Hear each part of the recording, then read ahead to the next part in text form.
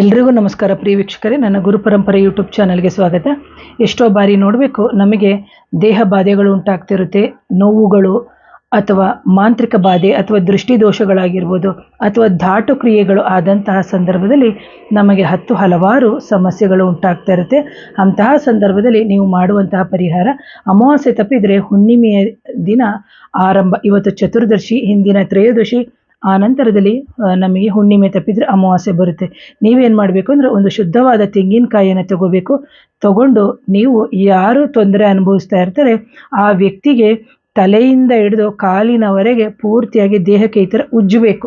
ಒಂದು ತೆಂಗಿನಕಾಯಿ ಅಂದರೆ ಈ ಥರ ಉಜ್ಜಬೇಕು. ಉಜ್ಜಿದ ಮೇಲೆ ಸಂಜೆ ಹೊತ್ತು ಆನಂತರ ಮನೆಯ ಟೆರೇಸ್ ಮೇಲೆ ನೀವು ತೊಗೊಂಡೋಗಿ ಇಡಬೇಕಾಗುತ್ತೆ. ಇಟ್ಟು ಮಾರನೇ ದಿನ ಬೆಳಿಗ್ಗೆ 4:15 6 ಗಂಟೆ ಅಂದರೆ ಅರ್ಲಿ ಮಾರ್ನಿಂಗ್ಗೆ 4:30 6 o'clock ಒಳಗಡೆಗೆ ಆ ತೆಂಗಿನಕಾಯಿನ ತಗೊಂಡು ಹೋಗ್ಬಿಟ್ಟು ಹರಿಯುವ ನೀರು ಕಡೆಗೆ ಬಿಡಬೇಕು.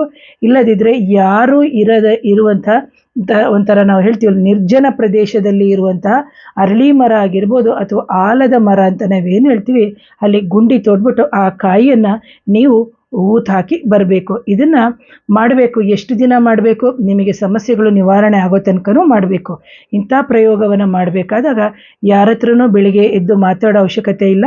ಜೊತೆಗೆ ಇಂಥ ಪರಿಹಾರಗಳನ್ನ ಗೌಪ್ಯವಾಗಿ ಮಾಡ್ಕೊಳ್ಳೋದ್ರಿಂದ ನಿಮಗೆ ಗ್ರಹಗಳಲ್ಲಿ ಏನಾದರೂ ಬಾಧೆಗಳಿದ್ದು ಅಂತಂದ್ರೂ ಸಮೇತ ದಶಾಭುಕ್ತಿಗಳ ಸಮಸ್ಯೆಯು ನಿವಾರಣೆ ಆಗುತ್ತೆ. ಆ್ಯಂಡ್ ಎಗೇನ್ ಬಂದು ನೆಗೆಟಿವ್ ಎನರ್ಜಿ ಅಥವಾ ಮಾಂತ್ರಿಕ ಬಾಧೆಗೆ ಸಂಬಂಧಪಟ್ಟಂತಹ ಸಮಸ್ಯೆಗಳು ನಿವಾರಣೆ ಆಗುತ್ತೆ ಅಂತ ಹೇಳ್ತೀನಿ. ಪ್ರೇಕ್ಷಕರೇ, ಯಾರಾದರೂ ನನ್ನ ಚಾನಲ್ನ ಮೊದಲನೇ ಬಾರಿಗೆ ನೋಡ್ತಿದ್ರೆ ದಯವಿಟ್ಟು ಚಾನಲ್ನ ಸಬ್ಸ್ಕ್ರೈಬ್ ಮಾಡಿ, ಲೈಕ್ ಮಾಡಿ, ಶೇರ್ ಮಾಡಿ, ಕಮೆಂಟ್ ಮಾಡಿ. Once again thank you. ನಮಸ್ತೆ.